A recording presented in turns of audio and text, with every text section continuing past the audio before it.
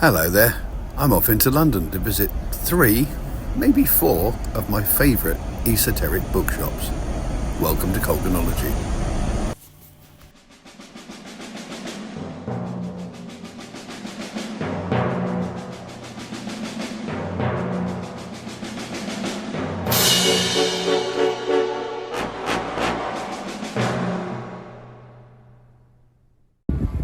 So I'm now heading towards my first port of call, which is in Fitzrovia, just north of Oxford Street in London. And I'm going to find my first bookshop. So this is the curiously named Store Street, which is full of stores. And what's really curious about it is all the stores have identical shop fronts. I don't know anywhere else in London or anywhere else where you'd find that. But if we walk along here and have a look, you'll see. All the storefronts along here are the same. Yeah, they can change font, but that's about it.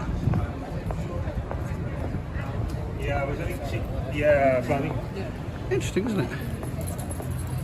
Lots of London plane trees here. There's lots of these you'll find around London because the plane tree is quite unusual because it sheds its bark. So consequently, it can soak up all the pollution. You get this like mottled camouflage effect on the surface, but it soaks up all the pollution and then the bark falls off like scabs. So all the pollution doesn't go into the tree. Fascinating. Anyway, away from the trees, that's where I'm going. Over there, Treadwell's Books. Look from the window first. Oh, looks nice.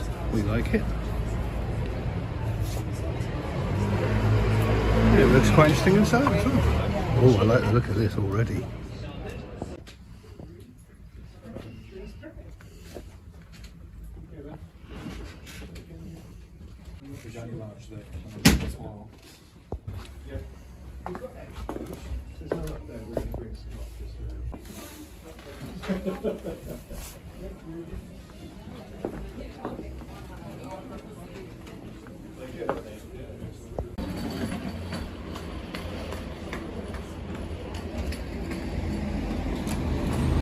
So there you go, bookshop number 1, that was Treadwell's.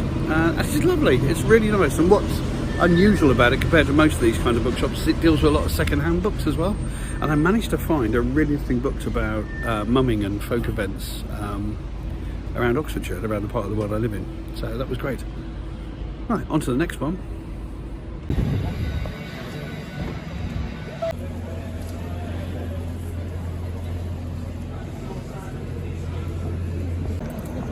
That building just ahead of me, Centre Point, which is the tallest tower block in central London. There are taller in the city of London, but this is the tallest in central London. And there's a restaurant right at the top, which the very last time I saw Terry Jones from Monty Python, I was there for a meal with him.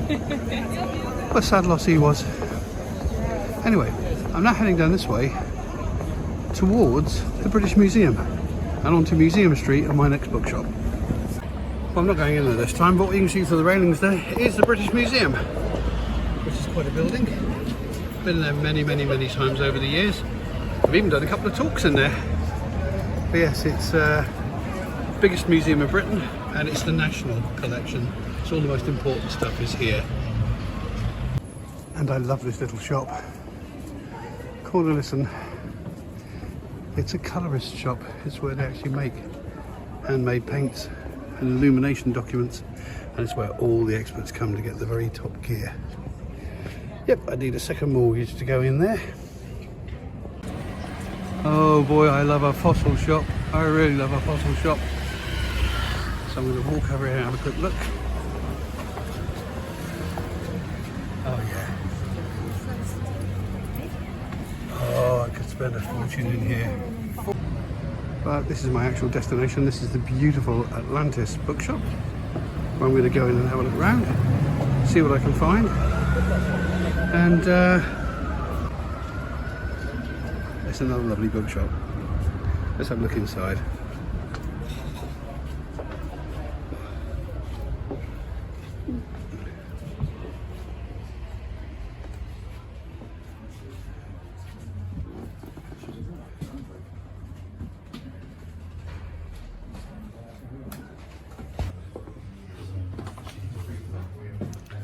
Oh, who can resist that? Let's go and have a look. Wow. Look at these wonderful things on display.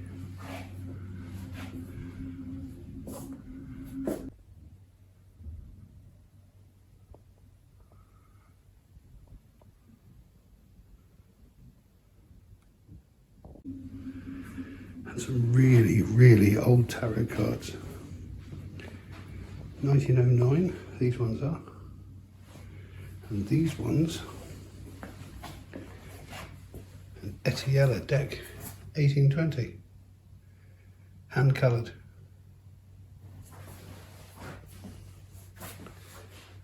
Wow.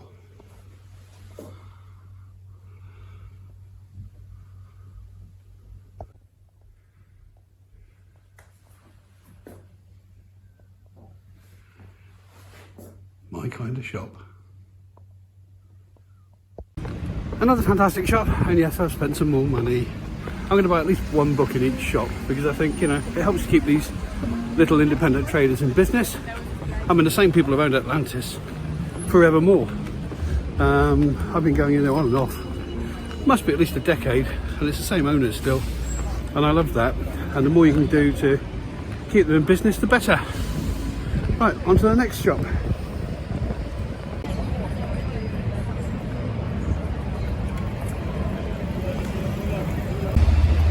Let's be honest, that particular set of tower blocks, you're not going to miss them, are you? Good lord. Right, Shaftesbury Avenue. Now over here is one that I'll point out because it wouldn't be fair to leave it out, but it's not one that I'm visiting because I've got no particular interest in astrology. But here is the astrology shop, just up the back in the Covent Garden. And as you can imagine, this is very much concerned with crystals, astrology, divination, all these sorts of things, which it's a nice little shop. It's got some nice books, it's got some nice stuff, that these are the sorts of things you're interested in, but unless you're particularly interested in astrology, it's not for me.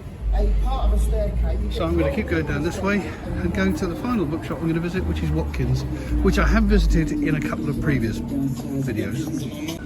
Now, as I say, I have visited Watkins quite often, at least once a month, and I've always bought something. There's always something I want in there, but as it's very close, I mean, nothing in central London is very far from anything else. It's all like within a square mile or so, while I'm here I might as well have a look, even though I was only in there on Sunday and it's now Friday.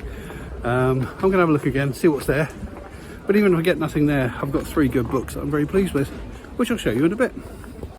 This is the back end of Covent Garden, and as you can see, the streets are cobbled. And there is a nice market there, Seven Dials Market, as it's known.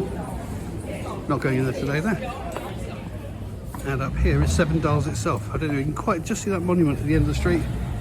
That's Seven Dials. Not quite sure what the bananas are all about. No, we are following a trail of bananas and what looks like R2-D2's head. Here we go, Seven Dials, so called because it's at the confluence of 7 streets. Hello, 1, 2, 3, 4, 5, 6, 7. There you go. And here I am back in Diagon Alley, or at least the road that inspired Diagon Alley in the Harry Potter books. It's Cecil Court, with its fabulous Atlantics and bookshops, and Watkins Books, which is my last port of call. Well, not quite, because I'm going on from here to a meeting of the Eccentric Club in Mayfair, because it's one of our convivial evenings. So I'm going to be meeting up with my fellow eccentrics for a few gin and tonics and a nice catch up. But meanwhile, final bookshop, here we go, Watkins Books. I love this bookshop. Is it the best of the 3? I don't know, probably not. Because it doesn't deal second hand, but it does have a sale on. Oh dear, oh dear. Watkins is visited. I didn't bother filming in the shop again because I was only there on Sunday, and there's 2 or 3 videos on this channel where you see me walking around the shop. I mean, they're all much of a muchness. It's just lots of really interesting books on a range of esoteric subjects. Watkins just happens to be the biggest one, and Yeah, and it's lovely that they're all within walking distance of each other. I love that because it means I can do the whole lot in about an hour, hour and a half. But I'm going to go and get something to eat, and I'm going to wander over towards Mayfair and a chat with some eccentrics. Now coming into the heart of London's theatre land, this is Leicester Square. This is where they have all the premieres, all the red carpet events, and there's obviously something on, so they're putting up scaffolding and spotlights. The man himself, the great bard, William Shakespeare, right at the centre of Leicester Square, right at the heart of theatre land, or now cinema land. I'm going to walk into Chinatown and get myself a bite to eat. But the thing about London, the fact that it's such an old town, is when you look up, you get to see the actual hidden history of the city. And I was really struck just now by ooh, hang on, I'm going to get run over by a taxi here. I was really struck there. Number 9, Exchange and Bullion Office, 1798. I mean, some of these buildings are really old.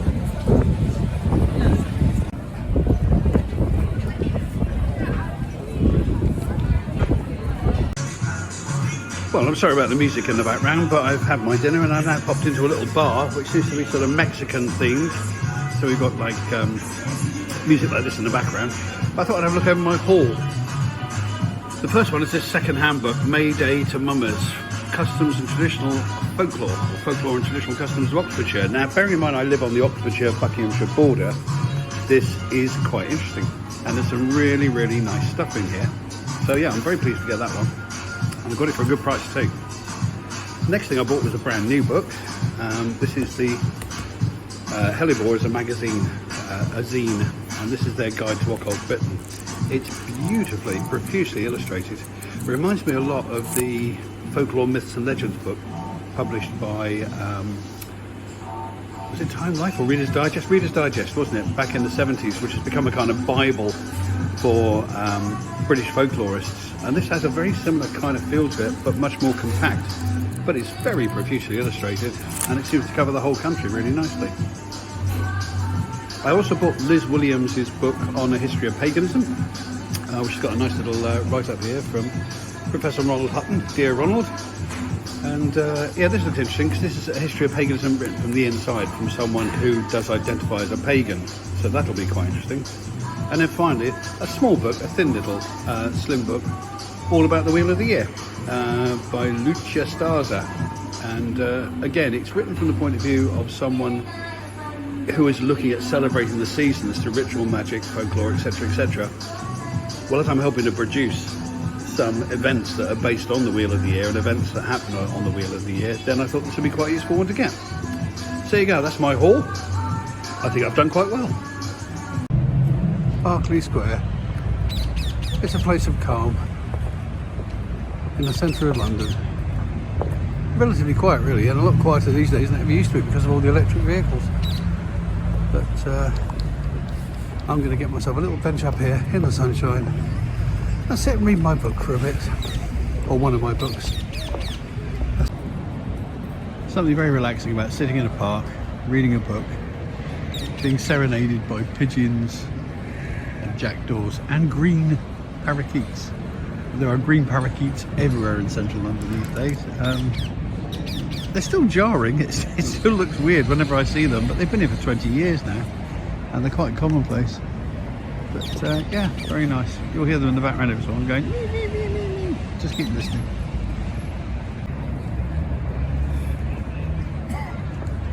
It's rather nice, isn't it? Emily Young, all carved out of a gigantic block of marble. Look at that. It's the Sun King Dreams of Peace 2021. Look at that. Wow. Wow, I like that a lot. I like that a lot. Now you might wonder how it is that I seem to have a fairly encyclopedic knowledge of central London, but do bear in mind, I was a police officer for 30 years, and I spent the first 20 years of that walking around the West End and walking around London. And at the time I knew every building, every street, every little alleyway, every road. I knew a lot of the shopkeepers, I knew all the people who worked at the stage doors of all the theatres. Yeah, and a lot's changed, but the streets themselves don't change. and I'm actually wandering through Mayfair at the moment, having a bit of a nostalgia fest, because I probably haven't walked through some of these roads for 40 years. I love the fact this building company has actually used Frank Bowling artwork on their hoardings to cover up all the building work, but apparently don't know how to spell information. This is another fabulous little green space you don't expect to find in central London, set in the heart of Mayfair. This is Mount Street, and it's got the most extraordinary palm tree. Isn't that amazing?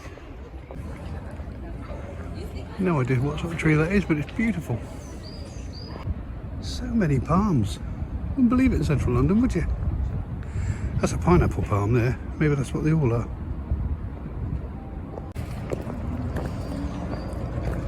And there's a lovely little chapel at the end of here, if I remember correctly. Yeah, there it is.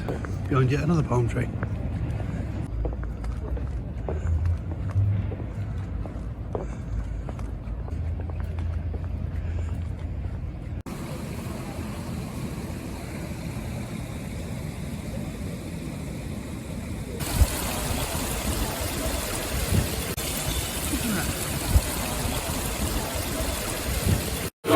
A quick pint in the Iron Duke before I do my talk at the Eccentric Club.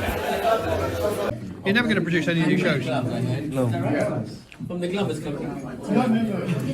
From a company called Hexham Stock. Okay.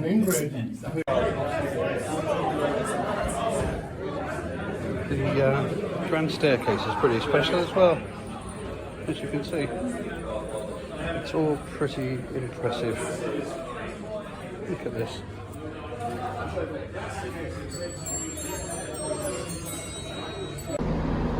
So I'm now at Marylebone Station. Lovely evening, lovely day, and yeah, very, very good. Anyway, that's it for this video. See you in the next one. Toodle-bit.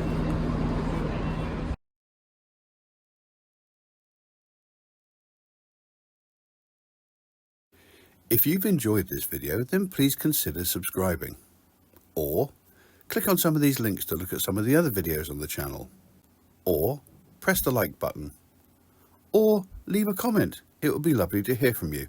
Any combination of those four things would be wonderful. Thank you very much.